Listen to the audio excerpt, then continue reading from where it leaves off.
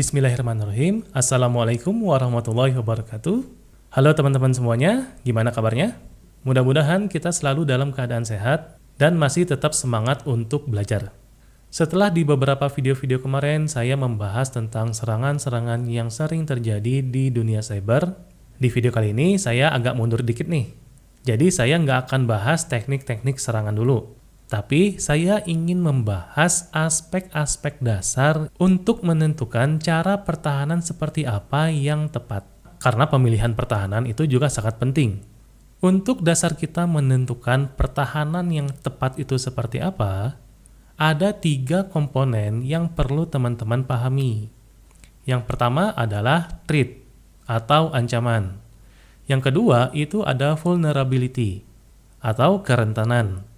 Dan yang ketiga itu ada risk atau risiko. Ketiga komponen ini saling terhubung. Tetapi dalam video ini saya hanya membahas dulu faktor yang pertama, yaitu threat atau ancaman. Untuk vulnerability dan risiko, insya Allah akan saya bahas di video saya berikutnya. Nah, teman-teman di sini pasti tidak asing dengan kata ancaman. Jika kita lihat secara definisinya, threat atau ancaman ini merupakan apapun yang dapat digunakan untuk memanfaatkan kelemahan-kelemahan sehingga berpotensi untuk mengganggu atau menembus keamanan dan mengubah, menghapus, merusak data atau sistem itu sendiri. Contoh nih misalkan, teman-teman dari rumah itu pengen pergi ke kampus naik motor nih. Kira-kira di tengah jalan ada ancaman-ancaman apa aja sih yang bisa terjadi pada kita? Saya kasih waktu 5 detik buat teman-teman bisa menjawab pertanyaan ini.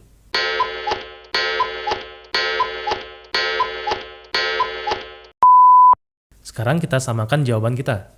Kira-kira ancaman yang bisa terjadi antara lain, ranting pohon yang sudah tua, bisa jalan berlubang, bisa pengendara yang tidak patuh aturan, termasuk kaum pengendara yang sen kanan belok kiri, disfungsi pada rem atau istilahnya rem blong, begal, dan yang lainnya. Dari sini muncul pertanyaan baru. Kira-kira menurut teman-teman, apakah ancaman-ancaman yang sudah saya sebutkan tadi itu pasti terjadi? Jawabannya adalah belum tentu terjadi. Karena jika kita mengacu pada definisi dari ancaman tadi, di situ dikatakan berpotensi untuk mengganggu. Potensi di sini artinya kan ancaman ini bisa saja terjadi, bisa saja tidak. Kalau memang jawabannya adalah belum tentu, muncul pertanyaan yang kedua. Kira-kira apa yang menentukan ancaman ini bisa terjadi dan tidak bisa terjadi? Jawabannya adalah protection atau perlindungan. Artinya, disinilah kita dituntut untuk bisa memilih pertahanan yang tepat dan cerdas. Bagaimana cara memilih pertahanan yang tepat dan cerdas ini? Belum bisa kita jawab sekarang, karena kita nantinya harus membahas tentang vulnerability sama risiko dulu. Di dalam dunia IT, teman-teman harus memahami kategori dari ancaman ini. Di sini kita bagi menjadi 6 kategori. Yang pertama adalah ancaman dari bencana alam, atau natural disaster. Contohnya kayak banjir, petir, angin puting beliung, gempa bumi, dan lain-lain. Yang kedua, ada kesalahan pada infrastruktur atau infrastruktur failure. Contoh misalkan kayak terjadi konslet sehingga mengakibatkan kebakaran, hard disk rusak gara-gara sering mati lampu, dan lain-lainnya. Yang ketiga itu adalah internal abuse atau ancaman dari dalam.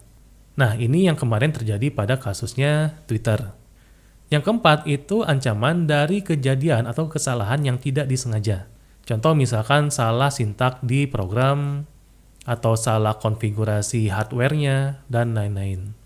Yang kelima itu adalah serangan dari luar, di mana serangan ini biasanya dilakukan oleh pihak ketiga, sebut saja cracker, yang sengaja menargetkan perusahaan kita itu sebagai korbannya. Yang terakhir adalah external mass attack, di mana ancaman ini dilakukan oleh pihak ketiga tanpa melihat target yang diserangnya. Jadi bisa dikatakan serangan secara membabi buta. Nah, sekian penjelasan saya tentang threat atau ancaman ini. Terus ikuti kelanjutan dari materi cyber security ini ya. Jika teman-teman ada pertanyaan, silakan teman-teman ketikkan di kolom komentar di bawah ini. Terima kasih buat teman-teman yang sudah mendukung channel saya. Keep secure dan sampai jumpa di video selanjutnya. Assalamualaikum warahmatullahi wabarakatuh.